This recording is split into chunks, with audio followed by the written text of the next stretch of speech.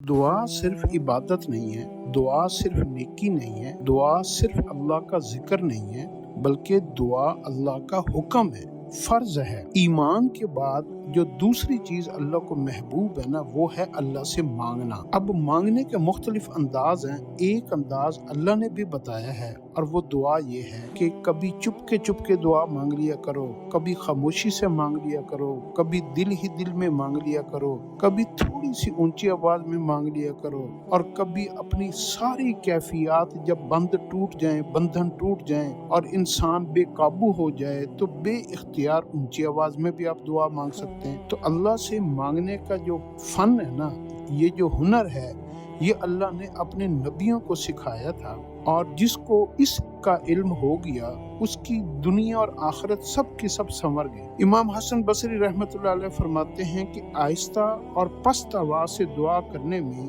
اللہ نے 70 درجے زیادہ زور سے مانگنے کے مقابلے میں رکھے ہیں۔ یعنی آہستہ آواز میں دعا مانگنا اللہ کو 70 گنا زیادہ محبوب ہے نسبتاً اس کے کہ انسان اونچی زور سے مانگے، کیونکہ اونچی آواز میں دعا مانگنے کا یہ اس میں دکھاوا بھی ہو سکتا ہے، ریا بھی ہو سکتی ہے، کوئی ہماری دعا سے ڈسٹرب بھی ہو سکتا ہے، اور کوئی ہمیں جو ہے نا یہ بھی کہہ سکتا ہے کہ یہ منافق ہے، یہ اپنے آپ کو نیک بنانے کی کوشش کر رہا ہے۔ تو دعائیں مانگنے کو آپ معمولی نہ سمجھیں، اس کے طریقے کو سیکھیں اور اس کو اپنی زندگی میں سب سے زیادہ اہمیت دیں۔ فرائض کے بعد جو سب سے بڑا عمل ہے وہ دعا ہے، کیونکہ ہر فرض کے بعد دعا مانگنے کا حکم دیا گیا اور وعدہ کیا گیا کہ میں دعائیں قبول کروں گا۔